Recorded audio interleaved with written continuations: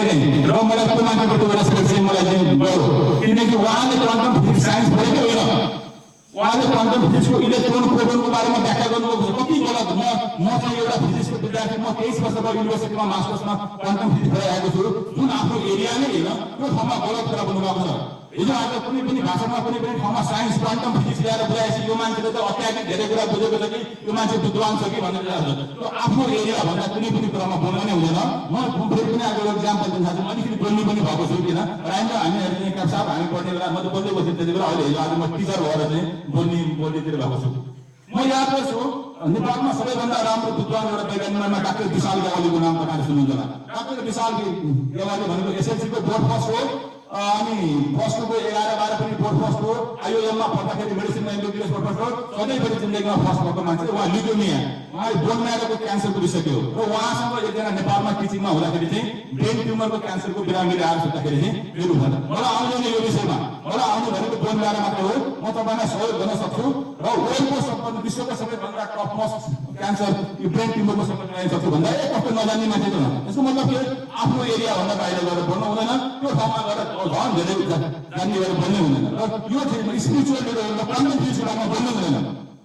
र quantum physics भनेको त क्वान्टम फिजिक्समा सबैभन्दा धेरै अध्ययन गरेको रिचर्ड फेनम्यान भन्ने साइन्टिस्ट हुनुहुन्छ उहाँले भन्नुभएको छ कि इङ्ग्लिसमा मैले नेपालीमा पनि ट्रान्सलेट गर्छु in the and of the life I understood that I didn't understand the quantum physics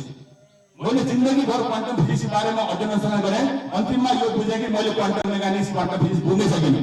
भने यहाँनिर अल्प ज्ञान थियोरिटिकल ज्ञान र अज्ञानको आधारमा चाहिँ सबै कुरालाई क्वान्टम फिजिक्समा ल्याएर जोडिने यो भनेको चाहिँ भ्रमको कुरा यहाँनिर त्यो मेरो अनुभव हो यहाँनिर एउटा विज्ञानको विद्यार्थी भइसक्यो मैले भनेको मैले त के बोल्नुपर्छ विज्ञानले भनेको त प्रमाणित गरेको कुराहरू बाहेक केही पनि कुरामा बोल्नु हुँदैन मैले र विज्ञानले प्रमाणित गरिसकेको कुराका बारेमा बोल्छौँ भने दर्शन र अध्यात्मले चाहिँ र दर्शन तथा अध्यात्मले उठाएका प्रश्नहरूको बिचमा सम्मान प्रश्न हो यहाँले दुईटा कुरा छ एउटा विज्ञान साइन्स क्वान्टम फिजिक्स अर्को दर्शन फिलोसफी र अध्यात्म स्पर्शको यो प्रश्नको संवाद यो त यति गहिरो यति धेरै कुराहरू हो यसलाई जोड्नु व्याख्या गर्नु भन्ने कुरा यो गाह्रो कुरा हो र जहाँ विज्ञानले साइन्सले स्पष्ट उत्तर दिएको छैन त्यहाँ त्यसलाई चाहिँ अनुमान या दार्शनिक सम्भावनाको रूपमा चाहिँ प्रस्तुत गर्न सकिन्छ र कुनै पनि प्रमाणित कुरा बाहेक अरू कुनै पनि कुरामा बोल्दैन तपाईँलाई लाग्छ भगवान छन् कि छैनन् भूत प्रेत पिशाच छ कि छैन साइन्सले कति ठाउँमा सुनिन्छ एकदमै विद्वान मानिएका मान्छेले विज्ञानले प्रमाणित गरेछ भूत प्रेत पिशाच भगवान हुँदै होइन प्रमाणित गरेको कुराहरू फेरि विज्ञानले भगवान छैन पनि भन्दैन कुनै गर्दैन विज्ञानले त्यो विषयमा मात्र कुरा गर्छ जुन कुरा ल्याबमा प्रयोगशालामा प्रमाणित गर्न सकिन्छ त्यो बाहेक अरू कुरामा गर्दैन बरु स्पिरिचुअल धार्मिक गुरुहरूले क्वान्टम फिजिक्सको बारेमा कुरा गरेको साइन्सको बारेमा कुरा गरेको मैले सुन्छु तर कहिले पनि त्यति कुरा गर्दै गर्दैन र एउटा यहाँनिर यो मानवको अनन्त खोज के हो त हेर्नुहोस् अहिले पनि पृथ्वीमा 9 खरब जति मान्छे छन् जति पनि ज्ञान छ त्यसको हामीलाई एक अंश एक थोपा पनि छैन धेरै कुरा र मानव सभ्यताको इतिहास हेर्दा सधैँभरि एउटा प्रश्न जोडिएको छ चाहे त्यो विज्ञान होस् अथवा पश्चिम दर्शन होस् अथवा पूर्वीय दर्शन होस् सधैँभरि एउटा कुरा चाहिँ प्रश्न आएको छ म को हुँ यो ब्रह्माण्ड के हो चेतना कहाँबाट आयो तीनवटा कुरा म को हुँ यो ब्रह्माण्ड के हो चेतना कहाँबाट आयो र चेतना भनेको सबैभन्दा अहिलेसम्म चाहिँ अमेरिकाको सबैभन्दा टपमोस्ट न्युरोसाइन्स युनिभर्सिटीमा पनि अस्ति भर्खर मैले एकजना प्राध्यापक भेटेको थिएँ प्रोफेसर हुनुहुन्छ यही क्लास संख्याको चेतना कहाँबाट आयो त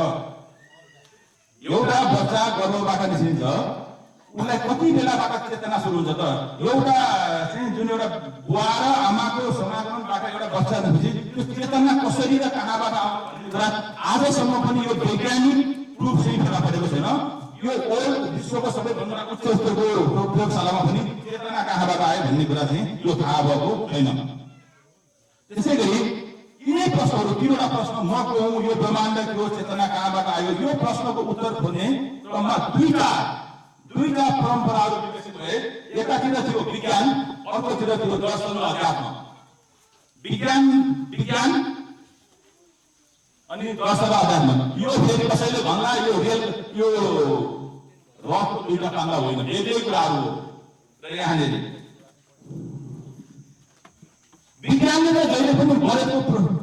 प्रयोग गणित र अवलोकनलाई आधार बनाएर मात्र काम गर्छ भने दर्शन र अध्यात्मले ध्यान, आत्मानुभूति र अन्तर्मुखी अनुसन्धानलाई मार्ग बनायो। हेर्नुहोस् है, विज्ञानले चाहिँ प्रयोग, एक्सपेरिमेन्ट,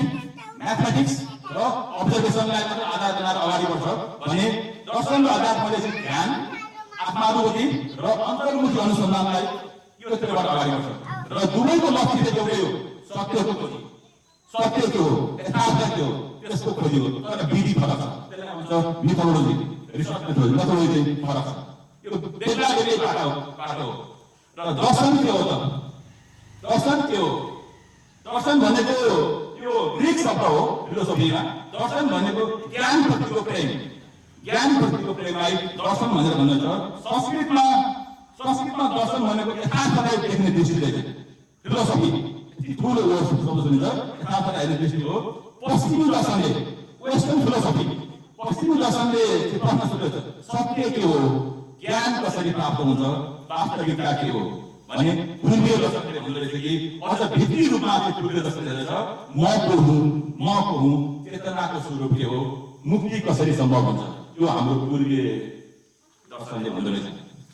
र भने विज्ञानको दर्शन फरक छ। म त विज्ञानको विद्यार्थी हुँ, म विज्ञानको शिक्षक होइन। विज्ञानले भन्छ आधुनिक विज्ञानमा केही मूल सिद्धान्त दिएका छन्। पहिलो भनेको यथार्थवाद,